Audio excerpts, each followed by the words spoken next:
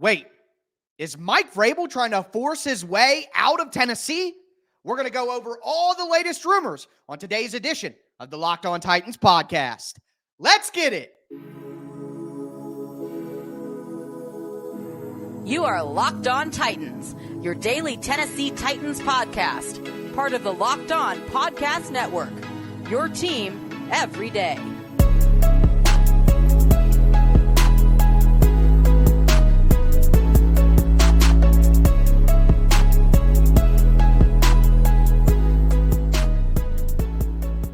Welcome to the Locked On Titans podcast. I am your host, Tyler Rowland. Titans fans, today's edition of the Locked On Titans podcast is brought to you by LinkedIn Jobs. LinkedIn Jobs helps you find the qualified candidates you want to talk to faster. Post your job for free at linkedin.com/LockedOnNFL. That's linkedin.com/LockedOnNFL to post your job for free. Terms and conditions apply. Mike Vrabel rumors are heating up, ladies and gentlemen, but that doesn't necessarily mean that he is trying to force his way out. We're going to go over all the latest. Also, with Ryan Tannehill and Derrick Henry looking like they're going to take their final start together this week, just want to give them their flowers for the run that they've been on. And then finally, one last tank update to tell you what to watch for this weekend. Before we get into all of that, I do want to thank you guys for making the Locked On Titans podcast your first listen each and every day. Remember, Monday through Friday, Tennessee Titans content all year round, always for free. Make sure that you get subscribed, stay subscribed. It's your team every day.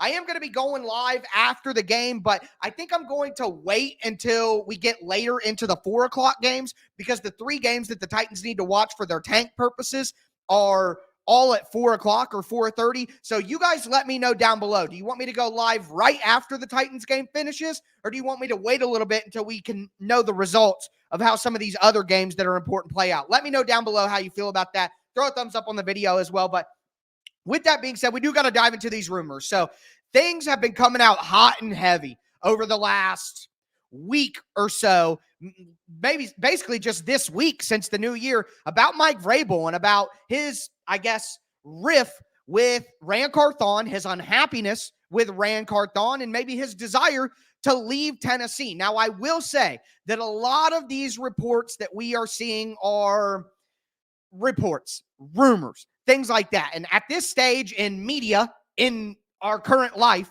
you can pick and choose what you decide to believe from the media. That's just the way that it works. But I want to go over some of these rumors and some of these names that are bringing up these things and kind of go over what we're hearing. So first, ESPN's Dan Graziano said that Mike Vrabel leaving the Titans is sort of one that's been out there.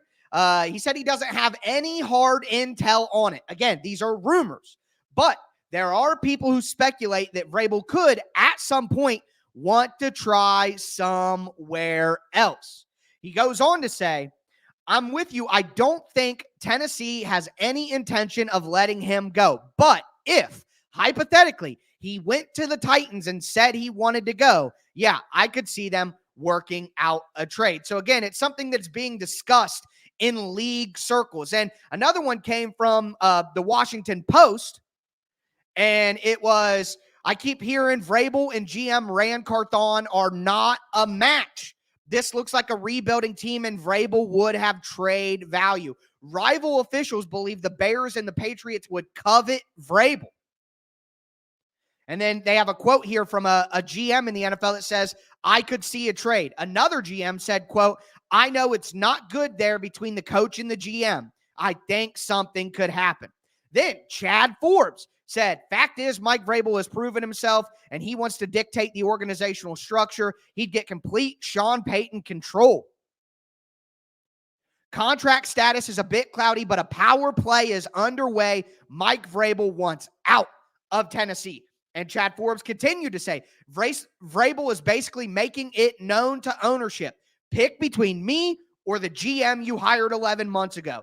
Clearly lacks a shared vision. It was an arranged marriage by Amy Adams Strunk in coordination with the league office. Vrabel wants his guy, and he deserves it. So a lot of rumors, a lot of talk about this.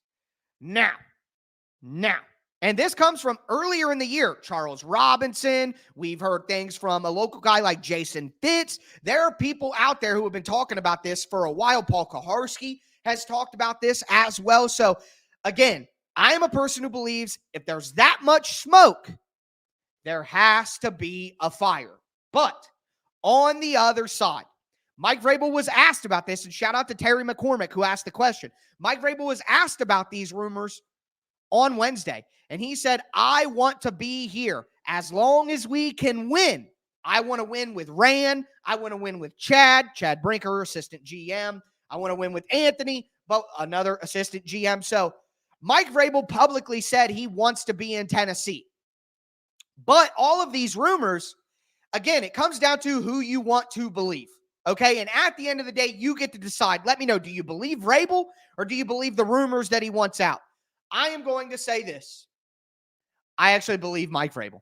I do believe Mike Vrabel. And you guys know, my everydayers who tune in Monday through Friday, you guys know that I would be the first person to come up here and tell you that I think Mike Vrabel is a liar, or I disagree with Mike Vrabel said, or I don't think that Mike Vrabel is the right coach going forward. But I will tell you, I do believe Mike Vrabel. I do. I think that he wants to stay in Tennessee. I think that he wants to work things out. He wants to win in Tennessee. I believe that. I do. But it's fair. And shout out to my guy, Zach from F Words. He put out the video of Nick Saban back when he left the Dolphins to coach Alabama. And multiple times throughout the season, he said, I am not leaving to coach Alabama. I will not be the next Alabama head coach. I am committed to the Miami Dolphins, blah, blah, blah, blah, blah. And the interview was Nick Saban after he went to Alabama, and he said, look, I'm in the middle of a season. Yeah, I lied, okay? But if I tell the truth and I say, that's a conversation for after the year, or, yeah, that's something that I'm considering, then that's going to create even more of a wildfire around my team. It's going to upset people in the locker room. It's going to upset my bosses, blah, blah, blah, blah, blah. So, again, I guess I'm just trying to cover this from both sides because there's so much smoke here with Vrabel and being unhappy with Ran Carthon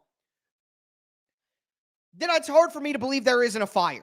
Now, at the same time, I think all of that discontent with Ran Carthon and stuff that we're hearing can be true, but Vrabel can also be telling the truth that he does want to win in Tennessee and work it out.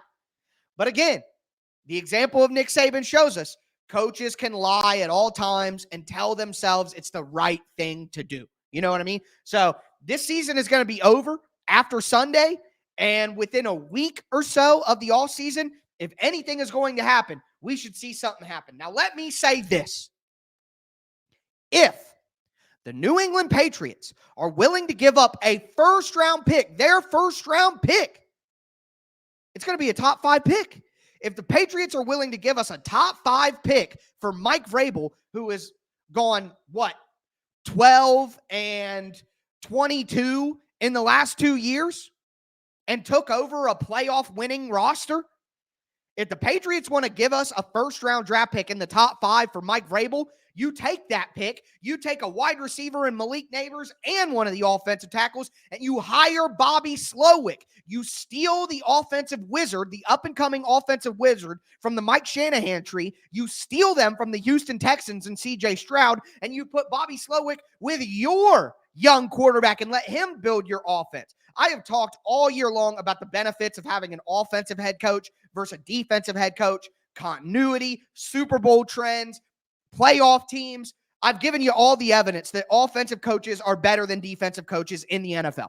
You want an offensive coach if you want sustainable playoff success. So if the Titans can get a young and up-and-coming offensive wizard, steal that person from a division rival, and get a first-round pick for shipping out a defensive coach that's lost 22 games in the past 2 seasons, why in the world would anyone be against that?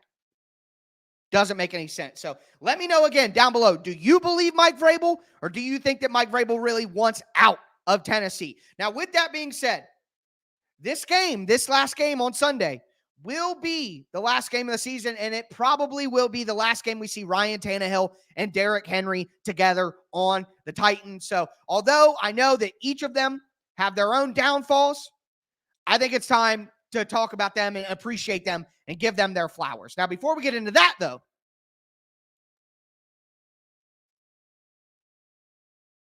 Do want to let you guys know that today's episode is brought to you by LinkedIn Jobs. All right, it's the start of the new year, and every small business owner is asking themselves the same question. What's the one move I can make that'll take my business to the next level in 2024? LinkedIn Jobs knows that your success all depends on a team that you surround yourself with. That's why LinkedIn Jobs has created the tools to help you find the right professionals for your team faster and for free. LinkedIn isn't just another job board. LinkedIn has a vast network of more than 1 billion professionals, which makes it the best place to hire. Hiring is easy when you have that many quality candidates. So easy, in fact, that 86% of small businesses get a qualified candidate within 24 hours. It's why small businesses rate LinkedIn Jobs number one in delivering quality hires versus their leading competitors. LinkedIn also knows that small businesses are wearing so many hats and might not have the time or the resources to focus on hiring. Thankfully, LinkedIn, the process is intuitive, quick, and easy. Post your job for free at linkedin.com/LockedOnNFL. That's linkedin.com/LockedOnNFL to post your job for free. Terms and conditions apply.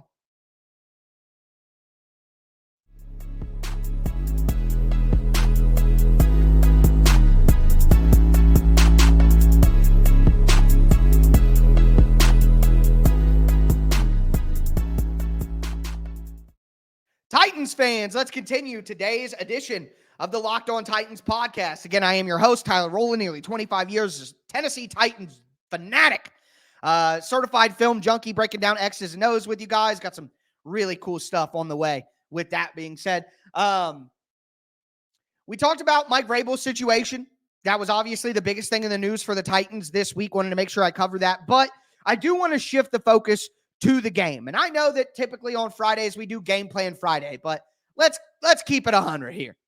We need the Titans to lose. So I don't want to spend 30 minutes talking about how the Titans can win when we need the Titans to lose desperately, and the coach is rumored to be forcing his way out. So obviously, little pivot there, but I do want to focus on the game for this reason, because Derrick Henry and Ryan Tannehill are likely starting in this game. I don't think Will Levis is going to play. Didn't practice on Wednesday. Excuse me. So this is the last time that we're going to see Henry and Tannehill together as Titans, probably. And man, I know what some of you guys are so unreasonable. Tannehill effing sucks. Blah, blah, blah, blah, blah. This and that. Like, we can admit the downfalls. All right. Tannehill was never an elite player. All right. He was never somebody who raised the level of people around him. He was somebody who needed to be elevated by the people around him. He is a trailer, not a truck. Okay. That we know that. All right. Also, did Ryan Tannehill absolutely choke like a dog and screw the Titans out of their best playoff chance in a long time in 2021 against the Bengals? Yes, he did. Okay. He absolutely did. So acknowledging that Ryan Tannehill is not a game changer at quarterback, acknowledging that Ryan Tannehill absolutely choked like a dog against the Bengals, we still have to be honest here. He put up top 5 statistical seasons in 2019 and 2020. He led this team to its best run since I was a child. I was 9 years old, 10 years old with Steve McNair and Eddie George. This is the Ryan Tannehill-led Titans are the best Tennessee Titans since Steve McNair and Eddie George.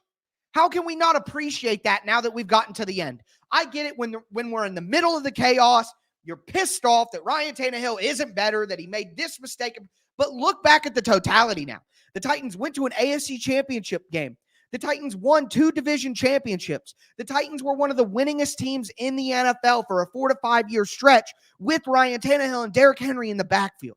So to me, you can acknowledge all of Tannehill's downsides while also giving him the credit for what he has done for this team. The Titans got him off the scrap heap, and he came in here and changed things. They were 2-4 in 2019, and you put in Tannehill and they went to the AFC championship game.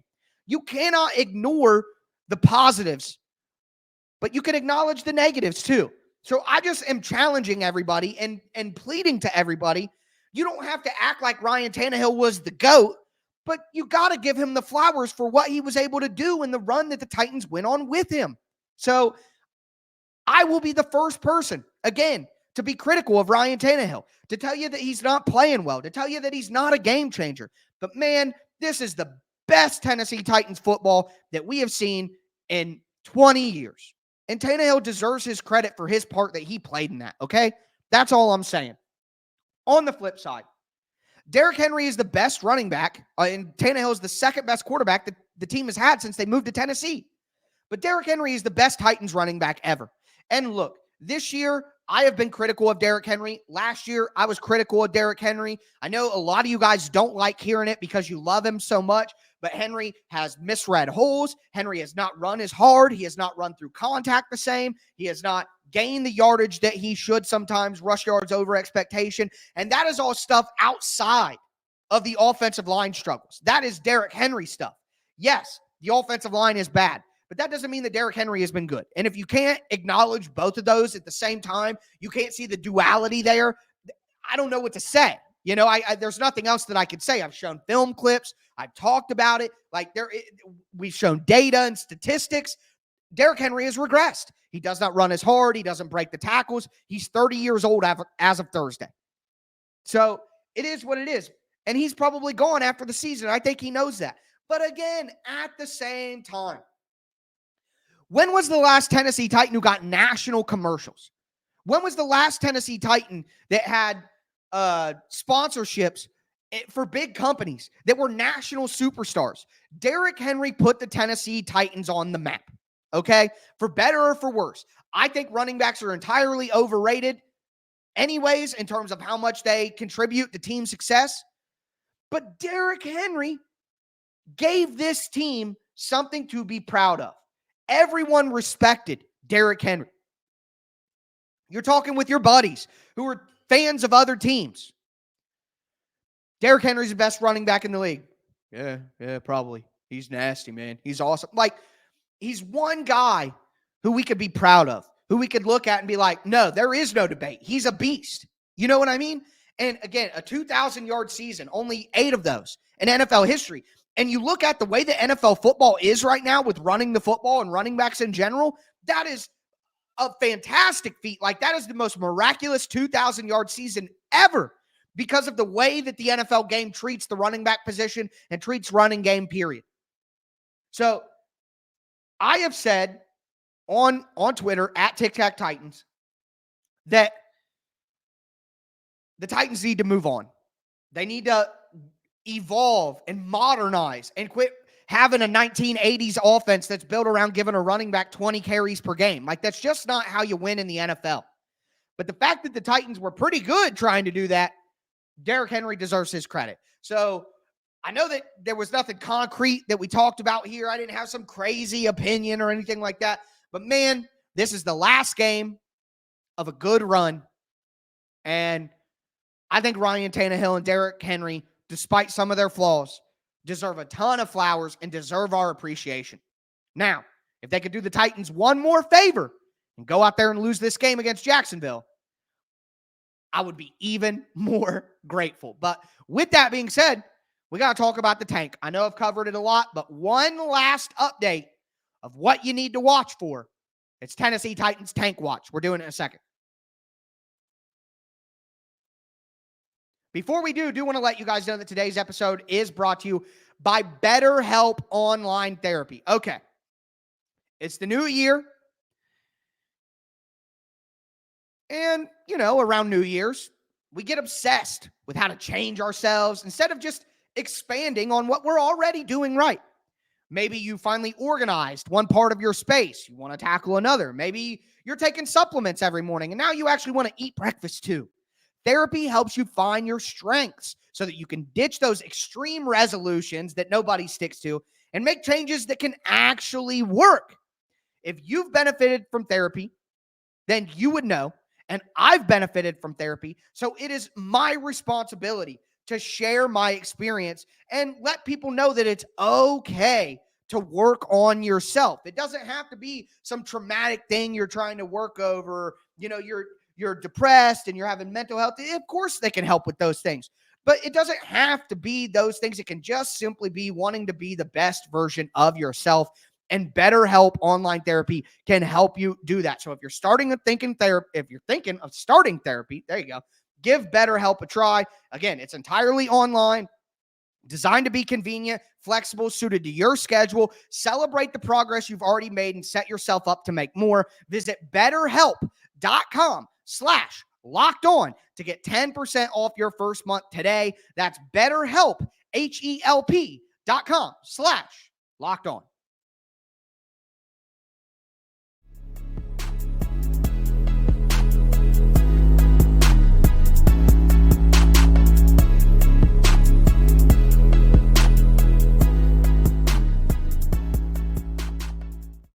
Titans fans, let's cap off today's edition of the Locked On Titans podcast, our last Friday episode of the regular season. Man, it goes so fast, but I'll be honest with you. I am excited for this season to be over. The Titans have $85 million in cap space, draft picks, a ton of ability to mold their roster and build the team they want. They got a lot of good building blocks already, which I'm going to be covering next week. So much all-season content coming your way. Again, get subscribed, stay subscribed. It's your team every day here on the Locked On Podcast Network. We've talked about the tank this week. I led Wednesday's episode with this information, but in case anybody missed it, or if you just want a refresher, this is what the Titans need to be looking for on Sunday to secure the tank. All right. Titans currently sitting with the 7th pick in the draft. The lowest that they can go is pick number 4. The highest that they can go is pick number 8. And pick number 8 is if they win. Now, of course, the key to the tank is to lose. You have to take care of your business first. So the Titans need to lose against Jacksonville. I'm not breaking any news to you there. All right. But after that, they can move up one spot at a time if, boom, the New York Giants beat the Philadelphia Eagles. Now, look, the Giants are at home, and Philly is resting players. Philly does not care, all right? That's a big opportunity.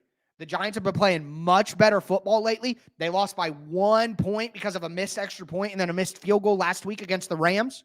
So with Tyrod Taylor, whatever you want to call it, I don't know. With him at quarterback, with the Giants playing improved football, I think there's a great chance the Giants can win that game. The Giants absolutely can win that game. Philly is the type of team that they aren't the type of team that's like, hey, if we're rested starters, we're still going to go out there and punch you in the mouth. Philly is the type of team that's like, hey, we're rested starters, man. We don't care. Philly is a too cool for school team. All right. So if they're like, hey, we ain't playing up players, then who cares? That's how they act. So hopefully that allows the Giants to get the win. And if the Giants win and the Titans lose, boop, spot number 6. Then the Los Angeles Chargers. And of course, any of these one teams lose, the Titans go up one at a time. It's not like specific teams make them go to whatever. You know what I'm saying? The next game, Los Angeles Chargers at home against Kansas City. And again, Kansas City is not playing Patrick Mahomes. Kansas City is resting a ton of their important players. I think this is the one game that I'm least confident about, that I least think will get a victory, because the Chargers are just bad. A bad football coach right now with their interim coach too. Brian Dable in New York and Jonathan Gannon in Arizona are much better coaches. So I'm least confident about that. But the Chargers are at home, and Kansas City's resting players, including Pat Mahomes. So there's still a much better chance for the Chargers to win that game than there would be otherwise if it was just normal circumstances. You know what I'm saying? So if the Giants win and the Chargers win and the Titans lose, boop, boop, now we're up to number 5, and we are cooking with gas. Then finally, Arizona. Arizona beat Philly last week. Huge for the Titans. Because now, if Arizona wins at home against Seattle, Seattle just lost to Pittsburgh. Arizona just beat Philly. Arizona's playing better football right now. If Arizona can beat Seattle, the Titans would move up another spot too. So if the Giants, the Chargers, and the Cardinals all win, the Titans go all the way up to number 4. Huge. All right. And to be honest with you guys, I only care if the Titans go up one spot. I mean, of course we want them to go as high as possible, but if they can get into the top 6, you got to think there are going to be 3 quarterbacks taken, 2 offensive tackles, and Marvin Harrison Jr. You get in the top 6, you're getting one of those guys. And I guess if the 3 quarterbacks don't go in the top 5, maybe you can get a team like Atlanta or Vegas to come up and get one of the quarterbacks, and then you end up with Malik Neighbors or Rome Odunze. You know what I mean? Brock Bowers, whoever. We talked about that before. So I don't expect that the way to go, but if it does go that way, then I guess that could happen. But looking at this, I mean, the Titans just have a great chance. If the Titans get in the top 5, I'm going to dance. I'm going to dance on camera on Sunday night. For sure. Okay? So, again, Giants at home against sitting Philly. Chargers at home against sitting Kansas City. Arizona at home against Seattle. Watch those 3 games. They're all at 4 o'clock. They're all in the 4 o'clock window. So, again, that's why I said earlier in the show, let me know down below. Do you want me to wait until we get closer to the end of those games so we can see how they're going to finish? Or do you want me to just go live right after the Titans game against Jacksonville? Let me know down below. I am going to do whatever it is that you guys want me to do. But I do want to say this. There is a chance that the Titans could jump the Chargers even if the Chargers lose. So the Titans would have to lose. And then if the Chargers lose, the Titans need these things to happen. Number 1, of course, Titans need to lose to Jacksonville. Kansas City beats Los Angeles. Let's go with those. But then if Buffalo beats Miami, which I think happens, if Dallas beats Washington, which I think happens, if Baltimore beats Pittsburgh, that's tough because Baltimore's sitting their players. But we'll know that on Saturday because that's a Saturday game.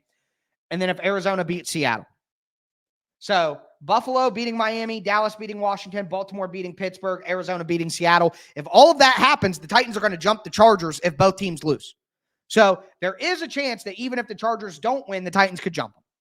So many avenues, so many opportunities for the Titans to get into the top 5, top 6 of this draft. We just got to watch it all play out on Sunday. But with that being said, I did want to make one personal announcement here at the end of the show. Now, anybody who follows me on Twitter at TicTacTitans, you already know this, but I have decided to step down, resign, whatever you want to call it, from Sports Illustrated, from alltitans.com.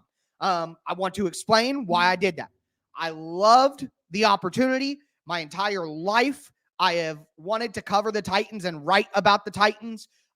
It was a goal of mine, a dream of mine, and I have checked that box. And I have, again, another area where I have completed some of my wildest dreams when I was a child, despite being homeless at 16, despite my upbringing, despite dropping out of college because I didn't have any money, despite going through my mid-20s with a ton of personal issues that I don't have time to get into right now.